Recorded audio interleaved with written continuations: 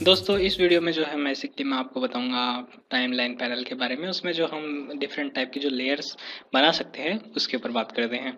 तो सबसे पहले मैं एक नई कॉम्पोजिशन बनाता हूं, उसका नाम लिखते हैं मेन कॉम्प और 1080p और हिट ओके। इसके बाद में हम क्या कर सकते हैं दोस्तों कि हम डिफरेंट टाइप की लेयर बना सकते हैं। उसके कई तरीके हैं। बेसिकली क्या है कि हम अगर लेयर पे क्लिक करें फिर न्यू, तो हमारे सामने कुछ ऑप्शन निकल के आते हैं जिसमें है टेक्स्ट, सॉलिड, लाइट, कैमरा, नल ऑब्जेक्ट, शेप, लेयर एडजस्टमेंट और एडोबी फोटोशॉप फाइल।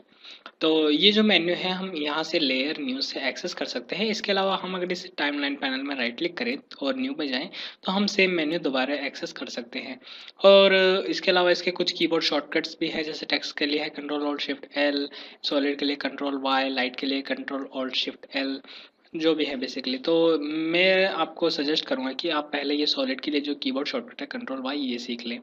तो बात करते हैं कि आखिर ये है क्या दोस्तों। ये डिफरेंट डिफरेंट टाइप के लेयर्स है जिसके अंदर जैसे सॉलिड हो स्पेशली एक कागज की तरह होता है। मान लीजिए जो एक सिंपल कलर का एक एक तरह से प्लेट टाइप से होता है। जैसे मैं क्रिएट करता हूँ सॉलिड डायलॉग बॉक्स, तो इसके अंदर इसकी विड्थ और हाइट सेट करने का ऑप्शन आते हैं। हर यूनिट पिक्सल इंचेस जिनमें भी सेट करनी है, और पिक्सल एक्सपेक्ट रेशियो जो कि इक्वल होना चाहिए मेरे ख्याल से। और मैं कॉम साइज, अगर हमें कॉम साइज हमारी जो कंपोजिशन जिस साइज में हो उसके बनाना हो, और फिर इसका कलर जो भी हम चूज़ करना चाहें, मान लीजिए जैसे रेड, और फिट ओके। और इसके अलावा इसको हम अगर जैसे मान लीजिए हम गलती से अगर इसी कोई गलत सेटिंग कर देते हैं, मान लीजिए हमें रेड कलर का नहीं बनाना था, तो हम क्या कर सकते हैं, हम लेयर जाके और यहाँ पर सॉलिड सेटिंग नाम का ऑप्शन है दोस्तों। ये जो कीबोर्ड शॉर्टकट है कंट्रोल शिफ्ट वाई, ये हर एक चीज़ के लिए है। जैसे कि अगर हम इसमें कोई कैमरा क्रिएट करते हैं या फिर लाइट है, तो हम उसकी सेटिंग को बार बार चेंज कर सकते हैं सिंपली सॉलिड सेटिंग में जाके, यानी लेयर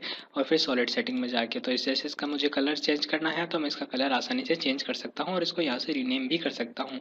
इसके अलावा मैं इसको रीनेम करने का एक और तरीका है कि मैं इस रेड सॉलिड को मेक श्योर कि मैंने इसे सेलेक्ट कर रखा है, और मैं इस पर एंटर या रिटर्न की प्रेस करूँगा और फिर आप देखेंगे कि मैं इसे रीनेम कर रहा हूँ। तो मैं इसे लिख देता हूँ, मान लीजिए रेड सॉलिड, ठीक है। इसके बाद में यहाँ पे कुछ ऑप्शंस है। जैसे ये फर्स्ट आपको ये आंख सी दिखाई दे रही होगी, इसका मतलब है कि ये विजिबल हो या ना हो। अगर इसमें क्लिक करता हूँ तो आप देखेंगे कि ये जो है विजिबल नहीं है। और इसके अलावा यहाँ पे एक सोलो बटन है। इसका मतलब है कि अगर इसमें और कई लेयर्स है, मान लीजिए मैं एक और सॉलिड क्रिएट करता हूँ ब्लू कलर का, और मान लीजिए ऊपर है, तो अगर मैं इसे सोलो करता हूँ तो मैं भी सिर्फ रेड लेयर को देख सकता हूँ। इसके अलावा ये लॉक आइकन है, ये जब मैं इसे लॉक करता हूँ तो मैं इसे सेलेक्ट नहीं कर पाता और मैं इस पर कोई इफेक्ट अप्लाई नहीं कर पाऊंगा। तो ये मेन तीन ऑप्शन है। इसके अलावा यहाँ पे ब्लेंडिंग मोड्स ऑप्शन है, ट्रैक मैट है, पेरेंटिंग है। ये जो है ये थोड़े एडवांस कॉन्सेप्ट है, इनके बारे में बाद में बात करेंगे। तो ये था बेसिकली दोस्तों सॉलिड के बारे में। सॉलिड हम कंट्रोल वाई प्रेस करके कर सकते हैं, जैसे सॉलिड। और मेरे को पता है दोस्तों कि आप जो है 100% सॉलिड को यूज़ करेंगे ही करेंगे। 1 मिनट में आपको दिखाता हूँ बेसिकली सॉलिड कैसा होता है। ये मैंने F4 दबा के इन आइकन को चेंज किया है। ये थोड़ा एडवांस कॉन्सेप्ट है, पर आप कुछ देर के लिए अगर आप ध्यान से देखें तो देखिए दोस्तों, ये असली में ये एक प्लेट है। आप देख रहे होंगे ये 3D एक प्लेट है जो कि घूम रही है। तो असली में जो सॉलिड है वो ऐसी एक 3D प्लेट टाइप से होता है और कुछ नहीं होता। आप इस पर डिफरेंट टाइप के इफेक्ट अप्लाई कर सकते हैं। और दोस्तों जो सॉलिड का एक और यूज़ है कि जैसे हमें कोई स्पेशल इफेक्ट अप्लाई करने होते हैं तो हम वो जो है सॉलिड पे कर सकते हैं। जैसे कि फॉर एग्जांपल अगर मैं टाइप करूँ यहाँ पे फ्रैक्टल नॉइस, और जो फ्रैक्टल नॉइस है मैं और किसी लेयर पे अप्लाई ना करके इस पे अप्लाई करूँगा। इसका फ़ायदा ये है कि मैं इस इफेक्ट को डायरेक्ट किसी चीज़ पे ऐसे तो ड्रैग कर नहीं सकता, तो मैं इसे एक सॉलिड के ऊपर अगर अप्लाई करूँ तो इस तरह से मैं इसे अप्लाई कर सकता हूँ या कुछ क्रिएट कर सकता हूँ। मान लीजिए मुझे कुछ इसमें कुछ क्रिएट करना हो तो मैं ऐसे क्रिएट कर सकता हूँ। ये जो की फ्रेमिंग है मैं आपको बाद में बताऊंगा अगले वीडियो में। बेसिकली ये था। इसके अलावा हम इसमें और भी कई तरह की लेयर बना सकते हैं। जैसे लाइट है, लाइट बेसिकली जो है थोड़ा एडवांस कॉन्सेप्ट में चली जाती है।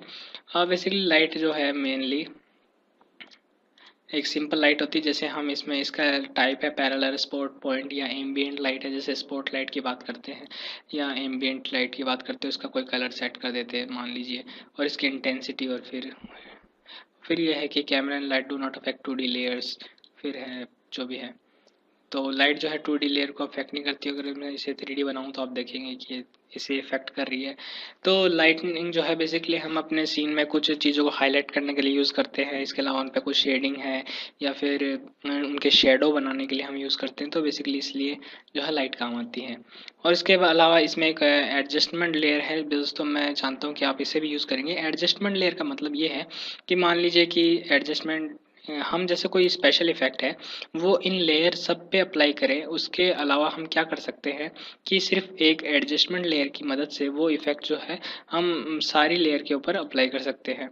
जैसे इसके ऊपर अगर मैं कोई इफेक्ट अप्लाई करता हूँ, मान लीजिए जैसे टिंट इफेक्ट है, टिंट मतलब ब्लैक एंड वाइट कर देता है, तो आप देखेंगे कि ये इसके नीचे जितनी भी लेयर है वो सारी इस इफेक्ट से अप्लाई हो चुकी है। ये इफेक्ट जो है उन पर अप्लाई हो चुका है।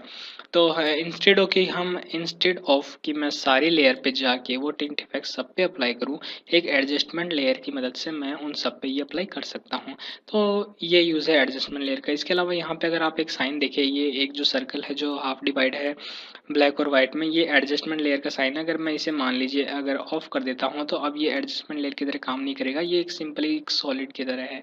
तो ये एडजस्टमेंट लेयर का साइन है जो भी है। इसके अलावा इसके अंदर एक ऑप्शन है जैसे नल ऑब्जेक्ट है। नल ऑब्जेक्ट जो है दोस्तों एक तरह से सिर्फ एक पॉइंट को रिप्रेजेंट करता है। ये इसकी एक फिक्स डायमेंशन है जिसको हम चेंज कर सकते हैं, इसका स्केल चेंज कर सकते हैं, इसकी पोजीशन चेंज कर सकते हैं।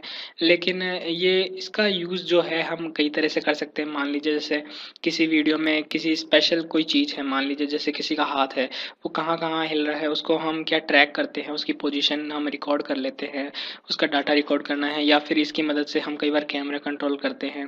तो ये थोड़े एडवांस कॉन्सेप्ट है कि, लेकिन मैं सिर्फ ये बताना चाहूँगा कि जो नल है, नल ऑब्जेक्ट जो है बेसिकली कुछ नहीं होता, सिर्फ एक पॉइंट होता है, एक पॉइंट की तरह वो रिप्रेजेंट करता है। इसके अलावा अगर बात करें इसके अंदर और ऑप्शन है जैसे कि टेक्स्ट जो लेयर है, इसके बारे में हम एडवांस में बात करेंगे अगले वीडियोस के अंदर। तो टेक्स्ट के बारे में आपको पूरी तरह बताऊंगा कि हम किस तरह टेक्स्ट को कस्टमाइज़ कर सकते हैं जो है। तो बेसिकली दोस्तों ये जो डिफरेंट टाइप की लेयर है, इसके अलावा एडोब फोटोशॉप फाइल है, तो इसके जब आप इसको क्लिक करते हैं तो आप जो एक special adobe Photoshop file create कर सकते हैं और उसको आप इसमें इंपोर्ट कर सकते हैं बेसिकली। तो ये था। तो दोस्तों मैं आपको सिर्फ यही कहना चाहूँगा कि आप जो है, मैं 100% श्योर हूँ कि आप जो है सॉलिड के साथ जाएंगे। तो आप सॉलिड कैसे क्रिएट कर सकते हैं, यहाँ पे राइट क्लिक करेंगे, न्यू एंड देन सॉलिड, और इसी तरह आप बाकी के चीज़ें भी क्रिएट कर सकते हैं। अगर आपको कीबोर्ड शॉर्टकट याद है तो बहुत अच्छी बात है, वरना आप यहाँ से मेन्यू को एक्सेस कर सकते हैं और कुछ इस तरह से। तो दोस्तों ये बेसिक कॉन्सेप्ट थे कुछ लेयर के बारे में। मैं आशा करता हूँ कि आपको समझ में आया होगा। अगर नहीं आया तो भी कोई बात नहीं, क्योंकि हम आने वाले वीडियोज़ के अंदर इनको यूज़ करेंगे।